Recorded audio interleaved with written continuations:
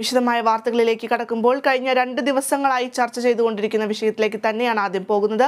Elathur train ആക്രമണ കേസുമായി ബന്ധപ്പെട്ട വാർത്തയാണ് ആദ്യം പരിശോധിക്കുന്നത്.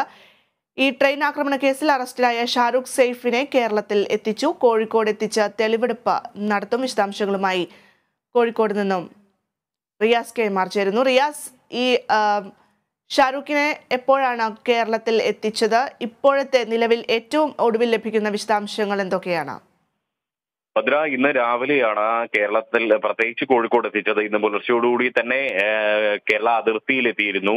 ആദ്യം മഹാരാഷ്ട്രയിൽ നിന്നും രത്നഗിരിയിൽ നിന്നും ATSന്റെ ഡിവൈഎസ്പി അബ്ദുൾ റഹീമിന്റെ നേതൃത്വത്തിൽ പ്രതിയെ കസ്റ്റഡിയിൽ വാങ്ങുകയും തുടർന്ന് കർണാടക തലപ്പാടി ബോർഡർ വരെ ഒരു ഇന്നോവ കാറിലായിരുന്നു പ്രതിയെ കൊണ്ടുവന്നിരുന്നത്. അതിനുശേഷം പിന്നീട് സുരക്ഷാ കാരണങ്ങൾ ചൂണ്ടിക്കാട്ടി ഈ പ്രതിയെ ഫോർച്യൂണർ കാറിലേക്ക് കൊണ്ടുവന്നു.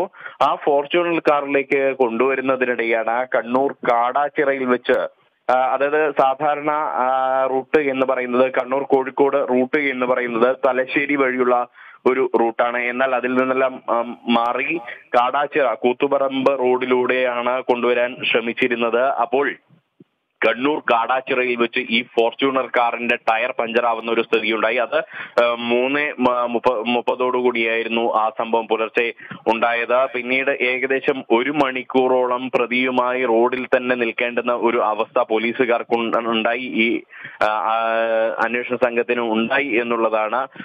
തുടർന്ന് അത് വലിയൊരു സുരക്ഷാ വീഴ്ചയാണ് വിലയിരുത്തപ്പെടുന്നത്. അതിനുശേഷം എടക്കാട് പോലീസ് സ്റ്റേഷനിൽ നിന്നും പ്രതിയെ കൊണ്ടുവരാൻ വേണ്ടി ഒരു ബൊലേറോ ജീപ്പ് വന്നെങ്കിലും അതിൻ്റെതും ഒരു സാങ്കേതിക പ്രശ്നമുണ്ടായിരുന്നു, തകരാറുണ്ടായിരുന്നു ആ വാഹനത്തിന്. തുടർന്ന് ഒരു വാഗണർ കാറിലാണ് പിന്നീട് പ്രതിയെ കോഴിക്കോടേക്ക് കൊണ്ടുവന്നത്. ഈ രാവിലെ പിന്നീട് ഏകദേശം 4:35 കൂടിയാണ് കണ്ണൂരിൽ നിന്നും പുറപ്പെടുന്നത്. അതിനുശേഷം രാവിലെ 6 മണിയോടുകൂടി ഇവിടെ കോഴിക്കോട് എത്തിക്കുന്നു. പിന്നീട് മാലൂർ കുന്നിലെ പോലീസ് ക്യാമ്പിലേക്ക് പ്രതിയെ മാറ്റി. കഴിഞ്ഞ 1 മണിക്കൂറിനിടെ ADGP, അതായത് അന്വേഷണ സംഘ തലവനായിട്ടുള്ള ADGP അജിത് കുമാർ അടക്കമുള്ള മുതിർന്ന പോലീസ് ഉദ്യോഗസ്ഥർ ഈ പോലീസ് ക്യാമ്പിലേക്ക് എത്തി. ഇപ്പോൾ പ്രതിയെ ചോദ്യം ചെയ്യുന്നതായുള്ള ഒരു പ്രാഥമിക ചോദ്യം ചെയ്യൽ മാത്രമാണ് ഇന്ന് നടക്കുക എന്നാണ് ഒരു സൂചനയാണ് നമുക്ക് ലഭിക്കുന്നത്. പ്രധാനമായും ഈ പ്രതിയുടെ കസ്റ്റഡി രേഖപ്പെടുത്തിയിട്ട് ഏകദേശം 12 മണിക്കൂറിലധികം പിന്നിട്ട് കഴിഞ്ഞു. അപ്പോൾ ഇനിയിപ്പോൾ 24 മണിക്കൂർ ആകുന്നതിന് മുൻപ് തന്നെ പ്രതിയെ കോടതിയിൽ ഹാജരാക്കേണ്ടതുണ്ട്. അങ്ങനെയെങ്കിൽ കോഴിക്കോട് കോടതിയിൽ ഹാജരാക്കിക്കൊണ്ട് പ്രതിയെ പിന്നീട് കസ്റ്റഡിയിൽ വാങ്ങുന്ന ഒരു സമീപനമാകും ഈ ഒരു അന്വേഷണ സംഘം സ്വീകരിക്കുക എന്നാണ് നമുക്ക് ഇപ്പോൾ വ്യക്തമാകുന്നത്.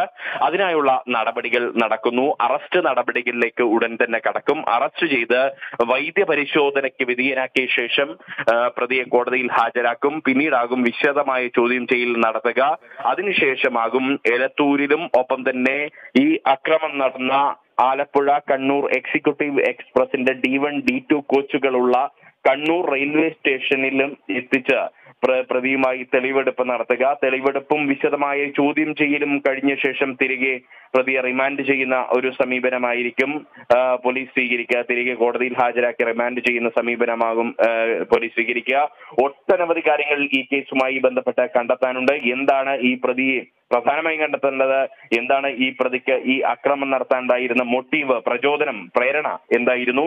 ആരാണ് ഈ പ്രതിയെ അതിനെ പ്രേരിപ്പിച്ചത്? കാരണം തന്നെ ഒരാൾ പ്രേരിപ്പിച്ചു എന്ന രീതിയിലുള്ള ഒരു മൊഴി മഹാരാഷ്ട്ര ATSന് ഈ പ്രതി നൽകിയതായിട്ടുള്ള വിവരം നമുക്ക് ലഭിക്കുന്നുണ്ട്. മഹാരാഷ്ട്ര ATS ആണ് ഇന്നലെ പുലർച്ചെ 1:30 കേന്ദ്ര ഇന്റലിജൻസിന്റെ സഹായത്തോടുകൂടി RPFന്റെ 2 കോൺസ്റ്റബിൾമാർ ഇയാളെ രത്നഗിരിയിലെ റെയിൽവേ സ്റ്റേഷനിൽ നിന്നും തിരിച്ചറിഞ്ഞതോടുകൂടി ഈ പ്രതിയെ കസ്റ്റഡിയിലെടുക്കുന്നത്. അങ്ങനെയാണ് ഈ പ്രതിയായിട്ടുള്ള ഷാരൂഖ് സെയ്ഫി ഈ 3 ദിവസത്തെ അന്വേഷണത്തിന് ഒടുവിൽ പിടിയിലാകുന്ന ഒരു സാഹചര്യം ഉണ്ടാകുന്നത്. അതിന് നേതൃത്വം നൽകിയത് മഹാരാഷ്ട്ര ATS DIG മഹേഷ് പാട്ടീലാണ്. അദ്ദേഹത്തിന്റെ നേതൃത്വത്തിലുള്ള അന്വേഷണ സംഘമാണ്. ഒപ്പം തന്നെ കേരളത്തിലെ സ്പെഷ്യൽ ഇൻവെസ്റ്റിഗേഷൻ ടീം ഈ വിവരം അറിഞ്ഞ് മഹാരാഷ്ട്രയിലേക്ക് പോവുകയും അവിടെ നിന്ന് കസ്റ്റഡിയിൽ വാങ്ങിക്കുകയുമായിരുന്നു. അതുകൊണ്ട് തന്നെ വിശദമായ ചോദ്യം ചെയ്യൽ അനിവാര്യമാണ്. ഒട്ടനവധി കാര്യങ്ങൾ ഞാൻ നേരത്തെ സൂചിപ്പിച്ചതുപോലെ കണ്ടെത്തേണ്ടതുണ്ട്. എന്താണ് ഇതിന്റെ പ്രചോദനം, ആരാണ് ഇതിന്റെ പ്രേരണ, എങ്ങനെയാണ് കേരളത്തിലേക്ക് എത്തിയത് ട്രെയിൻ മാർഗമാണ് എന്നൊരു സൂചനയുണ്ടെങ്കിൽ കൂടിയും, മാത്രമല്ല നേരത്തെ മറ്റൊരു കുറ്റകൃത്യത്തിലും പങ്കാളിയാകാത്ത ഒരാളാണ് ഈ ഷാറൂഖ് സൈഫി എന്ന് ഡൽഹി പോലീസും വ്യക്തമാക്കുന്നുണ്ട്. കാരണം മാർച്ച് 31 ഈ സാധാരണ ആശാരിപ്പണിക്കാരനായ ഈ ഷാറൂഖ് സൈഫി, കാരണം ഷഹീൻ ബാഗിൽ നിന്നും തന്റെ പിതാവിനൊപ്പം ഉത്തർപ്രദേശിലെ നോയിഡയിൽ, കാരണം ഈ ഷഹീൻ ബാഗും നോയിഡയും അടുത്തടുത്ത പ്രദേശങ്ങളാണ്, ദിവസവും പോയി മരപ്പണിയെടുത്ത് തിരികെ വരുന്ന ഈ ഷാറൂഖ് സൈഫി എന്ന് പറയുന്ന യുവാവ്, ആ യുവാവിനെ പെട്ടെന്നൊരു ദിവസം മാർച്ച് 31 കാണാതാകുന്നു. ആ കാണാതായതിനു ശേഷം ഒരു ദിവസം അവിടെ ആ വീട്ടുകാർ കാത്തിരിക്കുന്നു. തിരികെ വരുമെന്നൊരു പ്രതീക്ഷ ആ വീട്ടുകാർക്കുണ്ട്. മാത്രമല്ല ഈ ഷാറൂഖ് സൈഫിയുടെ അമ്മ ഷാറൂഖ് സൈഫിക്ക് നിത്യവും ചെയ്യുന്നത് പോലെ അയാൾക്ക് അന്നും ഭക്ഷണ പൊതിഞ്ഞു കൊടുക്കുന്നുണ്ട്. തന്റെ മകൻ എന്നും തിരികെ വരുന്ന ഒരു മകനാണ്, മറ്റ് പ്രശ്നങ്ങളിൽ നിന്നും പോകാത്തയാളാണ്, +2 വിദ്യാഭ്യാസമുള്ളയാളാണ്, അത്യാവശ്യം ഇംഗ്ലീഷ് സംസാരിക്കാൻ കഴിയുന്ന ഒരാളാണ്, അങ്ങനെയുള്ള ഒരു മകനാണ്. അതുകൊണ്ട് തന്നെ ഇതുവരെ മറ്റു കുറ്റകൃത്യങ്ങളിൽ നിന്നും പങ്കെടുക്കാത്ത ഒരാളാണ്. പെട്ടെന്നൊരു ദിവസം കാണാതാകുമ്പോൾ അവർ ദില്ലി പോലീസിൽ പരാതി നൽകുന്നു. ആ പരാതി നൽകിയതിന്റെ അടിസ്ഥാനത്തിൽ അന്വേഷണം നടക്കുമ്പോഴാണ് കേരളത്തിൽ ഇങ്ങനെയൊരു അക്രമം ഏപ്രിൽ 2 രാത്രി 9:29 കൂടി എലത്തൂർ റെയിൽവേ സ്റ്റേഷന് സമീപത്തും കോരപ്പുഴയ്ക്കും ഇടയിലായി ഇങ്ങനെ നടക്കുന്നത്.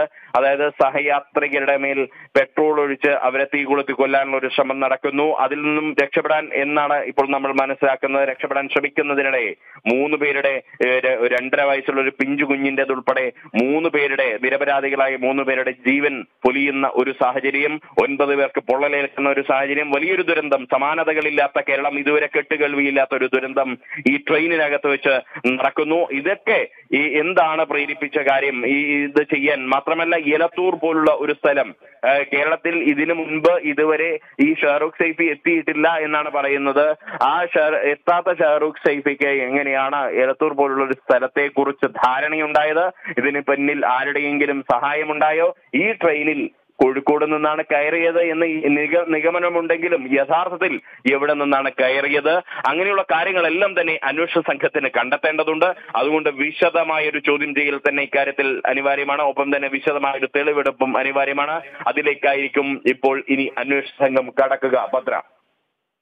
വ്യക്തമാണ് റിയാസ്. എലത്തൂർ ട്രെയിൻ ആക്രമണ കേസിൽ അറസ്റ്റിലായ ഷാറൂഖ് സൈഫിനെ കേരളത്തിൽ എത്തിച്ച് ഇപ്പോൾ കോഴിക്കോട് എത്തിച്ചിരിക്കുകയാണ്. മാളൂർ കുന്ന പോലീസ് ക്യാമ്പിലേക്കാണ് ഇപ്പോൾ എത്തിച്ചിരിക്കുന്നത്. അവിടെ എത്തി പ്രാഥമിക ചോദ്യം ചെയ്യലിന് ശേഷം കോടതിയിൽ ഹാജരാക്കും. ഇതിനുശേഷമായിരിക്കും തുടർ ചോദ്യങ്ങളും മറ്റു കാര്യങ്ങളും ഒക്കെ തന്നെ ഉണ്ടാവുക. എന്തായാലും വിശദമായ ചോദ്യം ചെയ്യൽ നടപടികൾ ഉണ്ടാകുമെന്ന് തന്നെയാണ് പ്രതീക്ഷിക്കുന്നത്. വിശദാംശങ്ങൾ നൽകിയത് റിയാസ് KM ആണ്. വരും മണിക്കൂറുകളിലൊക്കെ തന്നെ ഈ വാർത്തയുടെ അപ്ഡേഷൻസ് പ്രേക്ഷകരിലേക്ക് എത്തിക്കാൻ കഴിയുമെന്ന് തന്നെയാണ് പ്രതീക്ഷിക്കുന്നത്.